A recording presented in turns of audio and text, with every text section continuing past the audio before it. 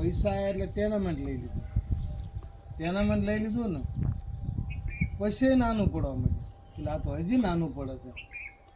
એટલે મકાન નાનું નહોતું પડતું, પણ પૈસા આવતા હતા ને એટલે નાનું પડતું હતું. તો કે હજી નાનું પડે છે. તો કે હવે શું કર્યું? તો કે બંગલો લઈ લઈએ. પછી આલિશાન બંગલો લઈ લીધો. પછી વીઆઈપી માણસો આવવા માંડ્યા. એટલે વળી નાનું પડ્યું. તો કે આ તો હજી નાનું પડે છે. એટલે બંગલો નાનો પડ્યો. બંગલો નાનો ચમ પડ્યો?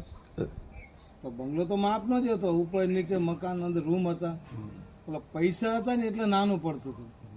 તો હવે શું કર્યું? તો મોટું ફાર્મ હાઉસ લઈ લીધું. પછી મોટું ફાર્મ હાઉસ લઈ લીધું. પછી 70-80 વટાઈ ગયા ભાઈ. આમાં સમજે, 70-80 વટાઈ ગયા. વહીવટ જતો રહ્યો છોકરાના હાથે.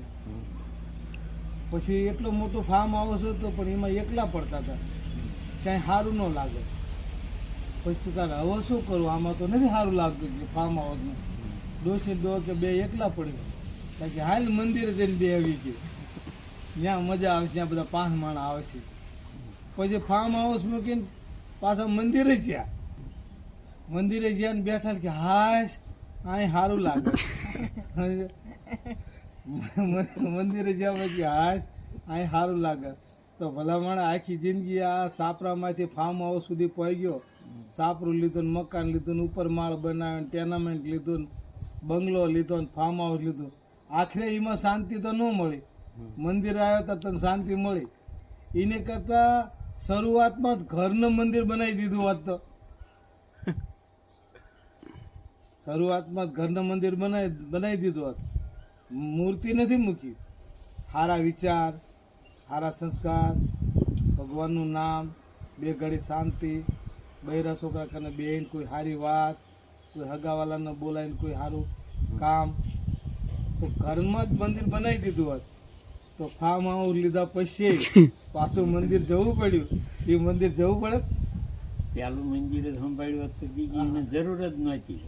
તો જરૂર જ નથી. પણ ભાડર હતો તેમાંથી મકાન લીધું, મકાનમાંથી પાછું ઓસરી ઉતાર કર્યો, બંગલો લીધો, બંગલામાંથી ફાર્મ હાઉસ લીધું, અને તોય શાંતિ તો નથી. આખરે પાછા ફાર્મ હાઉસ મૂકીને મંદિર ગયા. ત્યાં શાંતિ મળે. એની કરતાં સંસ્કારથી, વિવેકથી, સમજે, ઘરના જ મંદિર બનાવી દીધું હોત તો છેલ્લે બહાર જવું પડે, ઘરમાં જ શાંતિ મળી જાય. પણ આપણે ઘણી વખત અવળા ડાયવર્ટ થઈ જવી છે, અને છેલ્લે પછી સપ્ટિક સોખાલીને મંદિર જાવી. એની કરતાં સપ્ટિક સોખા ઘરે બેઠા બેઠા સકલા નાખ્યા હોત ને ઘરના જ મંદિર બનાવી દીધું હોત તો એ વિચારની સંસ્કાર આપણે ભૂલી જાવી છે ને, એટલે શાંતિને નથી પામી શકતા. ધનને પામી લેવી જોઈએ, પૈસા મેળવી લેવી જોઈએ, પણ શાંતિ નથી પામી શકતા. પણ આ બધા વિચારો જવાનું હોય ત્યારે નથી આવતા. ગમે એવો નાસ્તિક માણસ હોય ને એને ગઢો થાય ને તારે વિચાર આવે, કાંઈ ન ભાવી કે